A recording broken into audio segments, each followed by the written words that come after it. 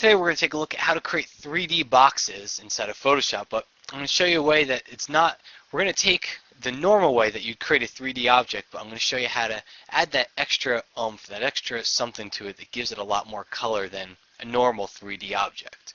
So let's create a new file here, and I'm just going to choose 500 by 500, and no reason to have it 300 DPI, so we'll choose 72, and this could just be an image for the web.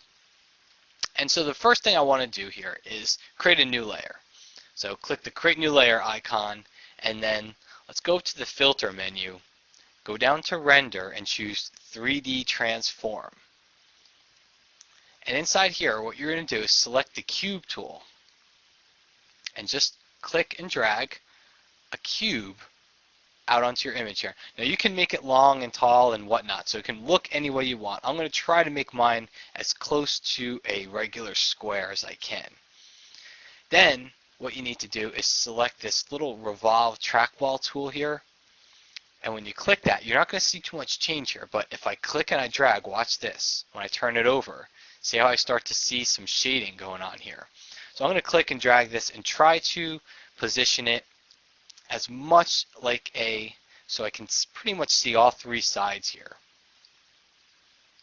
And just experiment with it here. Try to move it over so the left side, you can kind of see a little bit of a gray. The top is going to be a little darker gray, and then this right side will be a little whiter.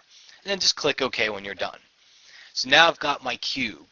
So what we're going to do is use the pieces of this cube to really add a 3D quality to it. It looks 3D now, but it looks kind of lame. So what we're going to do is I'm going to grab my magic wand tool here.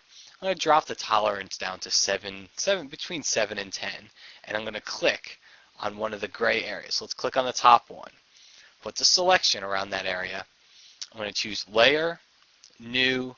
I'm going to choose New Layer via Cut. And look at the shortcut there, Shift Control J. It's going to be Shift Command J on a Mac. What this will do is it'll cut that portion of the box out and put it on its own layer. So now let's click on that box again, click on this leftmost gray area and use that shortcut Shift Control J, and it's going to drop that onto its own layer. So now I've got each piece on its own layer. So now we're going to add a layer style to it. So just come over to the top one, double click on it, go over to Gradient Overlay, and you can see it's added a black and white gradient to it. Well, I'm going to click the gradient picker. I'm going to choose this one right here. It's this orange, yellow, orange. So choose that one, and then click on your gradient to open the gradient editor. And in here, I just want to see it goes to orange and then yellow and back to orange again. Well, I just want two colors in here, so I'm going to delete the orange one. Just click it and drag it off, and then move yellow over. And now what I want to do is actually make the yellow one more orange. So double click on it, drag your color down just a little bit till it becomes orangish, hit OK, and now you can see we've got a dark orange to a light orange gradient, hit OK again, and if we tuck this out of the way, you can see that's the top here. And you can move this angle around if you want to kind of just control where the lighting and the shading is coming from, and then just hit OK again. So now instead of doing that thing all over again, what I'll do is click on this little F icon, but hold down the Alt key on a PC or Option on a Mac. So Option or Alt click on the F and drag down. You can see that little double cursor there. It's going to duplicate it. Hold down Option or Alt again and drag down, and that duplicates it again. So now look at the colorful 3D object we've made.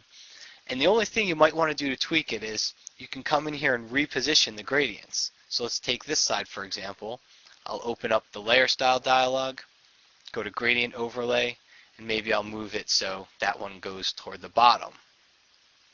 And then do the same thing over here, open up layer style, go to your gradient overlay, and just experiment with the angle.